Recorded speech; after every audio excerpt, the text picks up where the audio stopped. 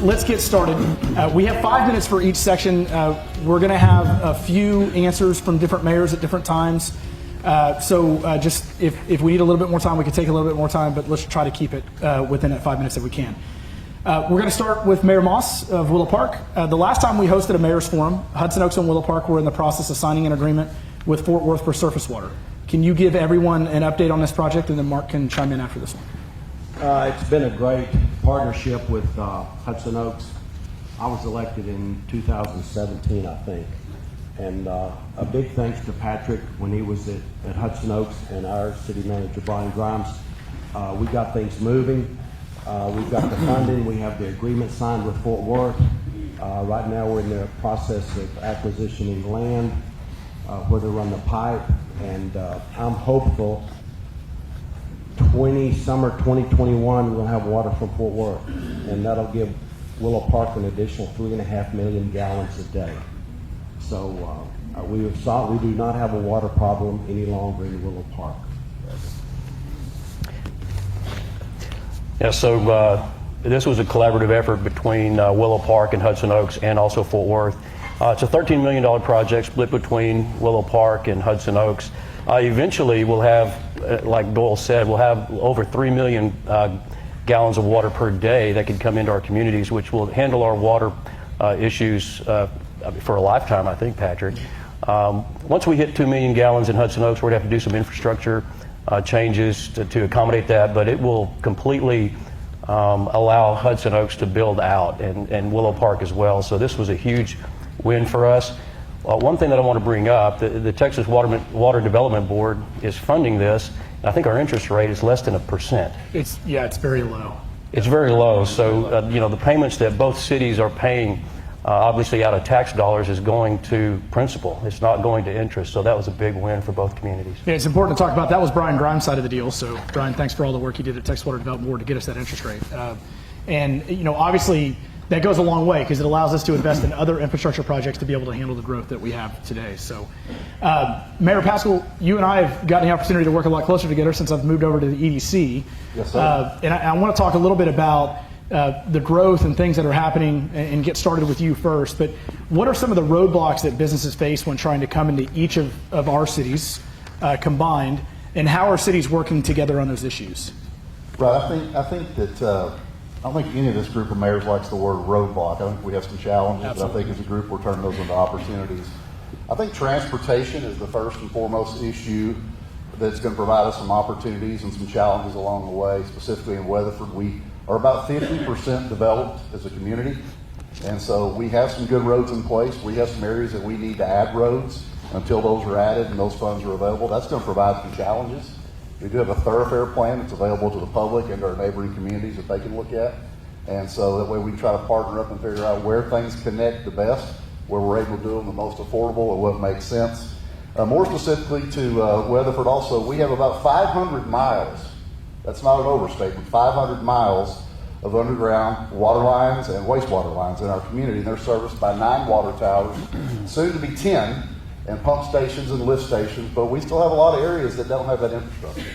And those can be challenging, and those can cause roadblocks, and we don't have those services in certain areas. And there are plans when it makes financial sense, when the development supports that, there's a balance there for those things to be expanded. And we have a thoroughfare plan and a general plan that have been citizens-based. They're citizens' plans. And that's guiding the way we're growing and where we're growing. And occasionally, people want to build neighborhoods and commercial developments that don't fit into our thoroughfare plan and general plan for one reason or other. So those are the areas we're focusing on right now, trying to solve. Mayor Marshall, you want to answer that same question? Go ahead. Go ahead. Yeah. Okay, sure. So from Alito's perspective, again, thoroughfares are certainly important, how you move people throughout your city, and of course having the 1187 expansion has tremendously helped us. But one of the things that you don't really think about is land availability. And when I speak about land availability, some of the businesses that want to come into our communities require a specific size of property. And so if you don't have that, well, quite honestly, that takes you out of the mix. And so, knowing what your inventory is in terms of land that is either built or not built, because they all are looking for something. Some are looking for structures that are already in place, which may or may not be the correct size to fulfill their business needs. So I would say that certainly is a pretty huge challenge, shall we say. But then the other thing, too, that you don't think about would be the property owners themselves. And so some property owners, and I'm all about personal property rights, please hear me say this, and sometimes you have property owners that have open parcels who are interested in building, but not today and not tomorrow. So working with them on their timeline and time frame and what is their vision as it relates to the current zoning of that particular area can also lend itself to some roadblocks. Not insurmountable, but nonetheless things that you have to think about as a city moving forward. So, Mayor Pivero, I'm actually going to ask you the next question and roll into that. But obviously, growth is here. We're feeling it. Doesn't matter whether you're east or you're west. If you're in Peacer or Springtown or Brock or Aledo, growth is everywhere, right?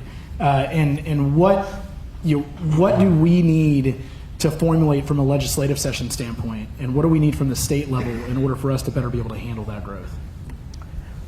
Well, along the lines of the state legislature, stop legislating to small communities and cities and how we need to run our cities.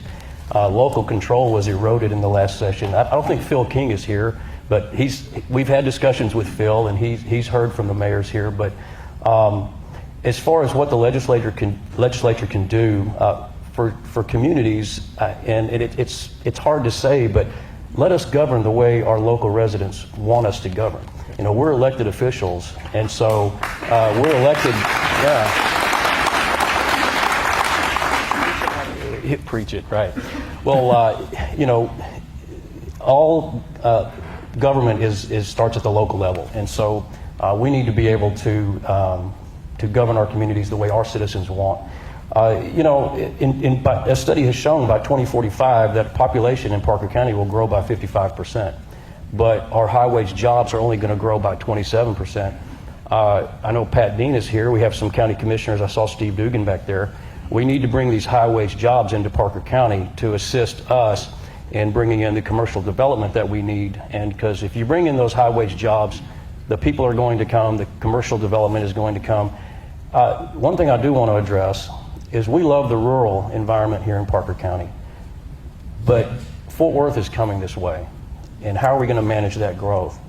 I don't really know what the state can do about it, Patrick, but we can certainly do something about it at our level. Doyle, you want to chime in on that one as well? No, I agree. The last year, the legislator we talked to, and I'm with Mark, leave the governing, stay out of our business, and if we need you, we'll call you. And but we've gotten some help from our. Can we turn that into a T-shirt? If you need you, we'll call you. If this is recorded, delete that last remark. But we do have problems. We have transportation problems, and I think the judge is on top of that and addressing that. We've solved some of our road problems in Willow Park. We had a gentleman, I don't know, it's been a couple of years ago, came to Bernie Parker, our assistant city manager, and he said, I counted 93 potholes between my house and City Hall. And he actually counted them, I guess. Well, Ranch House Road has no more potholes if you've been on it lately. So infrastructure is big. Thank you. And that's it. Absolutely. Yeah. We want to pass that down to Mayor Pascal and give him an opportunity, and I'll come to you, Mayor Marshall, as well. I The next think Mayor question. Pivero said it quite eloquently. I think what we're looking for is a change in mindset. I think what we hear people in Austin say is, DC, leave us alone. We'll take care of our own state. And I think as mayors, that's what we're saying. Austin, let us manage our own cities and our own counties, because if we don't, we have this system called democracy. And if we're not doing what we need to be doing for our citizens, they will replace us.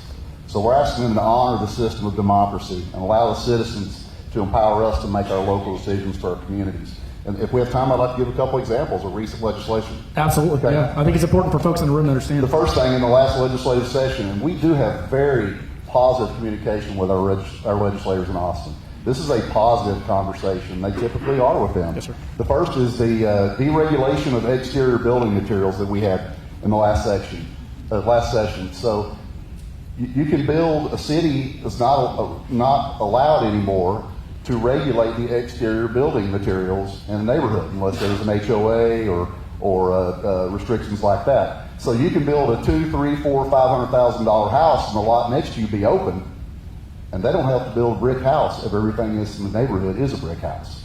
So there are plenty of times where that's not in the best interest of a development that's already started or a future development, because the developers want to develop a property and move out and make money, and I'm all for making money. I'm a businessman.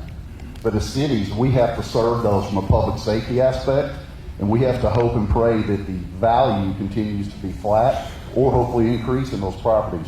We need local control over building material types in our communities. The second thing, thank you. The second thing is the cap on ad valorem tax rate. That needs to be something that local communities decide, and I know that's politically very, very popular, but if you're a community that is maturing and has a flat or declining sales tax, that is very threatening. The data just came out for January of 2019, right before I left for here, in communities like South Lake and Grapevine, and there was another one in the Metroplex that still are flourishing.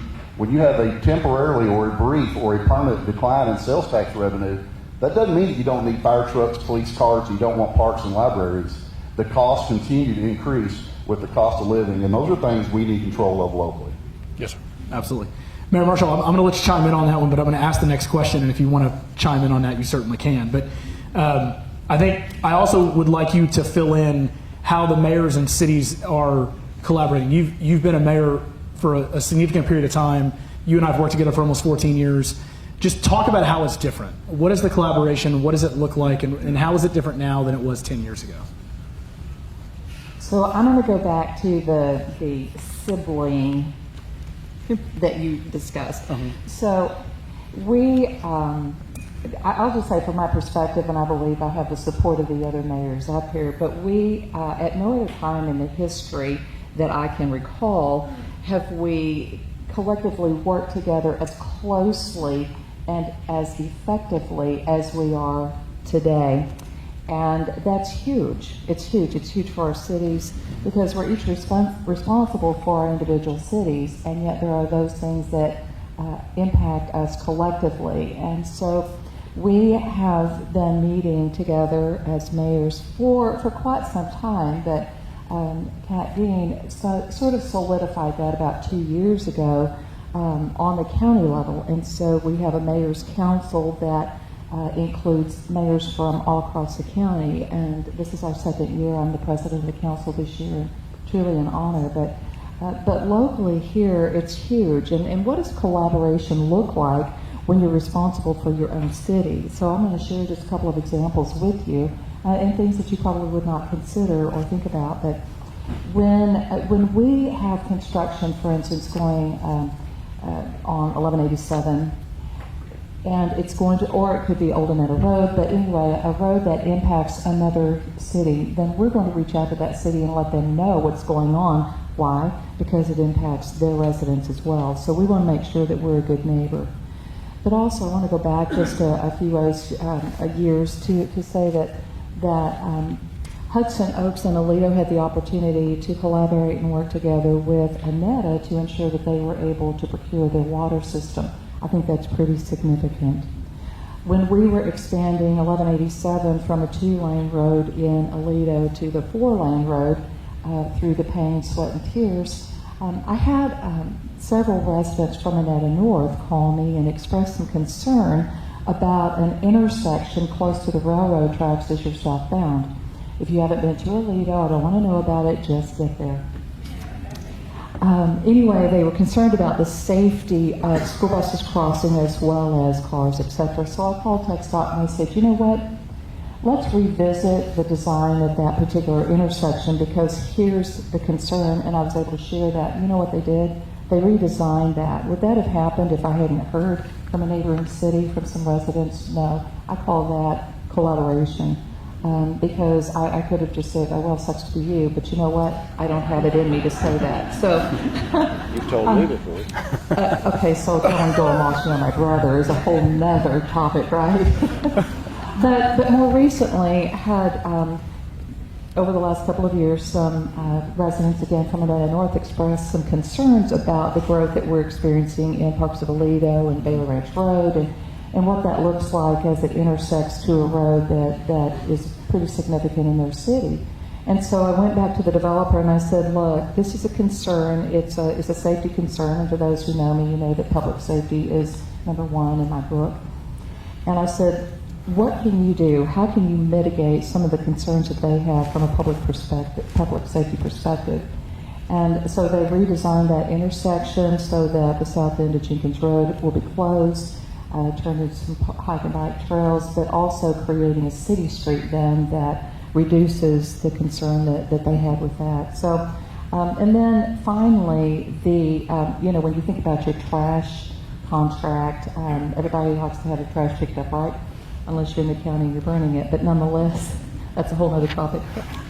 So several years ago, the cities collectively worked together to procure a contract that really served our residents well in the 6 cities in East Parker County, and then renewed that 2 years ago, I guess, when the contract expired. So those are some of the ways that we're working collectively and collaboratively, and then through the Mayor's Council and work with the county, able to talk about what transportation issues we have as a whole. So those are just a few examples. Mayor Pavero, we'll move on to the next question. I want to leave a little bit of time for some question and answer with the crowd. So, obviously public service is a noble cause. I've been in it for a long time as an employee, as somebody who gets paid. And there are many people in the room who may be interested in serving in a capacity that's unpaid. Can you describe the different areas a person can get involved and serve if they're interested to? And how does that process work with cities? Yeah, with cities, there's several boards and commissions that you can get on. Paul, I know you have several, 12 committees in Weatherford or commissions that you can get on, whether it's parks or what else? Planning, zoning, animal shelter, kind of whatever your love in life is. Is it animals? Is it parks? With the city of Hudson Oaks, we do have a planning and zoning commission. And so just pay attention to maybe the city's Facebook pages or the Weatherford Democrat or the Community News, and find out, where do you want to serve? And those opportunities come available pretty regularly. I served on the ESD Board of Commissioners. That's the county fire department. Those come up pretty often, and the process is you would apply for them, and then you would interview before either the city council or the county commissioner's court, and it's a competitive process. But that's the first step really to get involved. And one day, Pat Dean knocked on my door when he was mayor, just going around talking to people, and I asked him, how can I get involved? And he mentioned the Planning and Zoning Commission. And so that's exactly how. Next thing you know, you were sitting in a planning and zoning meeting. Yeah, Just next put thing you you right know. in there. The minute you tell us you want to be involved, we're going to slip you right in. Exactly. Yeah. Doyle, he hates to talk. That's why I'm making him talk. I'm trying to leave some time for Kit.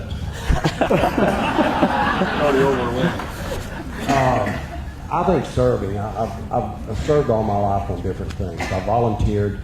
In fact, there's a message on my board in front of my office now. It says, sometimes later becomes never. Do it now. And at my age, you really have to do it now. But working together this last year, in 2006, Miss Linda and I came back from Florida. And anybody here from Center of Hope? We started a food drive. I think Becky Kennard was director at that time. I think so. And this last year, it's our 12th or 13th year, I can't remember, but I asked the mayors at one of the meetings if we could do it as a joint effort. In 2018, I think we handed out about 1,800 bags. This last year, with the mayor's help, we handed out 3,500 bags. So it'll incredible. It'll continue to grow, and it's a great group to work with. We pick at each other. Serving is, I think we were put on this earth to serve. Do something, make a difference. I think that's what we all should aspire to do, and don't hesitate, do it now, and I can't think of anything else. So I'm going to take a few minutes here. If we have them, Lisa's going to shut me down if we don't have them, and answer questions. I'll actually go out there if that's okay. Yep, there we go. Does anybody have any questions specifically for the mayors about growth, development, everything in between? I see a hand all the way in the back. At Willow Park, we take questions on Friday. Only on Fridays between 6 p.m. and 7 p.m. usually. Hold on one sec. Yes, I'd like to know if you have projections for the future growth for like the next 5 to 20 years. So I can help answer that question because Mayor Pavero actually answered that question. Mark, do you want to go through the number you gave for growth through 2045? Can you repeat the question? Was it? Yeah, the question was, what is the actual growth of Parker County going to be, percentage-wise? What's it projected to be? Yeah, so by 2045, population will grow by 55%. But also in that, high-wage job growth will only increase by 27%. So our citizens are going to be going to Fort Worth or somewhere else to go to work, and we need to close that gap. I don't know if that answers your question, but somehow it does. Yep. Somehow the cities in the county need to come together to close that gap. You know, in Hudson Oaks, we brought in Superior Livestock, which is they have 40 plus employees. Is that this table right here? I just saw some cheering right here. So Superior Livestock is a corporate headquarters that's come into Hudson Oaks along with NextLink. And so, you know, we need to do that countywide, is to bring in these high-wage jobs. Just going across the stage there, I mean, obviously we've got huge employers over in Weatherford that do a tremendous job for us on the medical side, power services side, JMAC, you know, lots of major players that are there over, you know, in the Aledo side. Tri-County's building a huge headquarters in Aledo that's going to bring a lot of jobs here locally. And then in Willow Park as well, you guys have been busy. We've got Holt Caterpillar, you know, Renault One, ProFrac, and some other players that are there as well. So, Mayor, you want to talk about the growth a little bit there too? Right, and I think Mayor Pavero makes a great point, and that's extremely relevant data that Michael Morris shared with us recently in a meeting that we all had together. And another reason other than quality of life and median income rising and other things in our communities is the burden that people traveling back and forth to Fort Worth on a daily basis on our transportation infrastructure. It makes it more difficult when they have to travel that far. And so we need to narrow that gap of the quality of jobs and the number of jobs that are high wage in relationship to our overall county growth to help ease that transportation burden too. We have to make that happen, and we have to collaborate and do those things. Absolutely. Do we have any other questions? Oh, there we go, Judge. The scariest statistic on that one is actually that lanes traveled or miles traveled by residents will go up by 78%. We didn't talk about that one. So people are literally going to be driving 78% more than they do today to get to their job, which is something we got to fix. So as part of your growth... I promise I paid that traffic ticket yesterday, so that's what you're going to ask. I'm sorry. Well, I don't have the receipt, so the warrant's outstanding. We'll talk outside. So part of your growth projections have to assume that people that live here will stay here, and some of us will grow old. And in order, so I have two problems to the question. How are we going to handle the need for an aging population? And secondarily, how are we going to handle bringing in the kinds of homes and developments to handle the wage earners that can't find a place to live right now in Aledo or Hudson Oaks, and it's even hard in Willow Park. So, and that necessarily talks about apartments and duplexes and bringing in wage earners who can work at Fish Creek and actually make a living rather than driving from Fort Worth to come work here. I'll start on that and then pass it on. I think that's a challenge, Judge Johnson, that we face in Weatherford, Parker County, the state, and America and the world. And we have to have diversity in housing for all levels of wage earners. We have to have housing that meets the needs of an aging population. A person that's older does not want to live in a 3-story apartment complex. That does not work for that type of population. We also have to have the medical community to support them, the transportation systems to support them. It's an extremely complex problem, and I would tell you, I don't think even any of us up here would have a solidified answer today, other than we're going to have to be creative, we're going to have to think outside the box, we're going to have to know our demographics, and we're going to have to stay ahead of that aging population. Mayor Marshall, I'm going to kind of direct specifically to you because you guys have done a tremendous job with Parks of Aledo. Smaller lots, community-based development, kind of a lot of internal services. Can you talk a lot about what that's done and how that's changed the mentality in Aledo? Sure. I don't know if I can speak to the mentality of Aledo, but I will just how we got there. And so, this is why it's important that as an elected official, council member, mayor, it's important to be willing to think outside the box and to look at the future. And in Aledo, we decided years ago that we were going to manage the growth and not allow the growth to manage us. What does that look like? What does it mean? And how do you do this? You can do it, and I believe Aledo found a formula, and we've been successful in doing that. But it required that we change some of our zoning requirements in order to accommodate the developer with parts of Aledo. And here's why. The offset of increasing by just a handful some of the smaller lot sizes and reducing the number of the larger sizes, you know what we got in return for that? We got more green space. We got more parks and hike and bike trails that we would not have gotten if we had not been thinking outside of the box and saying, what do we want for our community? Well, we want the opportunity for our residents to be outdoors more, and we know that that was where things were going. And so that, in fact, has actually created more of a sense of community because of the additional green space. We have kids that are playing outside in a safe area. We have parents that are outside meeting their neighbors. Oh my goodness, how many years have we gone? We couldn't tell you who our next door neighbor was because everybody's either busy or they're on their device, whatever that looks like. And so that actually has been what I consider an unintended consequence, in that the end result was not necessarily that which we were thinking about when we said yes. We will reduce the number of required larger lots and allow you to increase the number of smaller lots. So just working with a developer who actually also wants to work with us and understands what our rules, regulations, subdivision ordinance says, the rules that you have to kind of follow, which we have to adhere to. If you have a bad ordinance, you can change it. And so paying attention to that as well helps you move into the future as those needs and as those our populations look a little bit different. We've just recently approved, Lynn, back to your point, the construction of a memory care facility, assisted living, and we're seeing more of those. Weatherford has hosted, the bulk of them in Parker County, but you also now have that expansion in Willow Park, and then that will be happening also. I think there's some more coming in Willow Park, but then Aledo as well. So being aware of what that population looks like and projecting into the future, sometimes when you don't have a crystal ball, you do the best you can. Absolutely. Mark, did you want to chime in on that real quick, and then we got time for one more question? Yeah, because since I've been on council and as mayor, we've had at least two facilities that have come before our planning and zoning and council that were approved. One was a retirement center, and another one was a 55 and over community. Both of them beautiful facilities, never got built.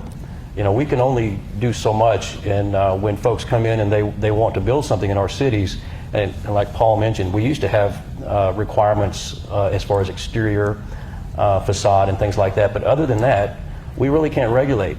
And so, but we had those, they were in the works. I don't know what happened to them, but they just never got built. We do have a 360 plus unit apartment complex going in Hudson Oaks. It's our first multifamily, and so that's going to offer some residences to people who may not be able to move to Parker County because of property values.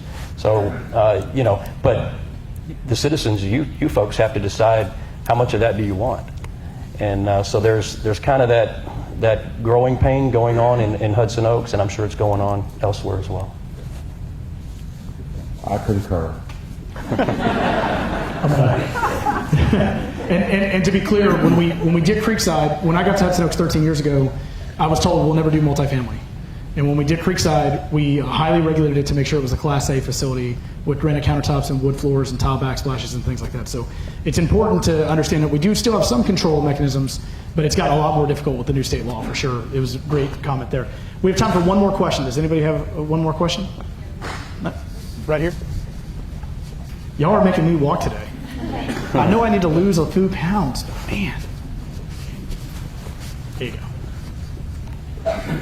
So, we've all seen the growth, and we all know that the growth is just exploding out here. So what are your plans to expand or increase the manpower for the fire departments and the police departments to handle that growth? In Willow Park, we're short 3 firemen and 1 policeman, and we're working hard to on our sales tax to get that up where hopefully at the end of this year that we can have that resolved. It's a battle we face, and I think most small cities face it, but we're working hard to get to that. We ordered a ladder truck. We have a ladder truck, and I'm hopeful at the end of this year our city will be fully staffed to handle that. So that's part of the problem we face. In Hudson Oaks, we have twice as many police officers as the FBI says is required to adequately provide service to a municipality. The FBI says you need between 2.5 to 3 police officers per 1,000.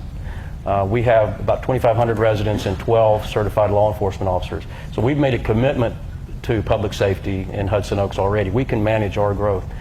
As far as the fire department goes, we're in ESD 3, and so the county fire department provides services to Hudson Oaks. And I know that, I don't think Ed Huddleston's here, he's the president of that council, but they've done a tremendous job in providing fire service to us, along with the city of Weatherford, who provides the firefighters. So that's a unique situation that we have in ESD 3 in Hudson Oaks. But as far as the growth goes, I would say we're on top of it. We may not like it just like you don't, but it's coming. We have to manage it. And so as far as Hudson Oaks and our fire and police, we're forward thinking. So as you know, cities have a finite number of dollars to use and, excuse me, access to, especially if you're working with conservative budgets. So Aledo, the city of Aledo, which is 2.6 square miles, the school district is much larger. So when people think Aledo, they think it's larger than what we actually are. So our responsibility is for our residents within that square mileage. But ESD1 is the department that covers and provides fire protection for us. And so as such, they're the ones that are responsible for managing their budget and the number of firefighters that they have. Before they became ESD1, and the city always provided dollars to the fire department. Aledo does not have a police department, but we contract with Parker County Sheriff's Department, and we have 2 deputies specifically assigned to the city of Aledo to provide law enforcement. And you may ask yourself, well, why is that? So in order to put in a police department, which as we're getting closer to that 5,000 population benchmark, these are conversations that we're having. But I used to say it would cost $500,000 just to start a department. Well, that's increased significantly, and who pays for that? Well, our residents do.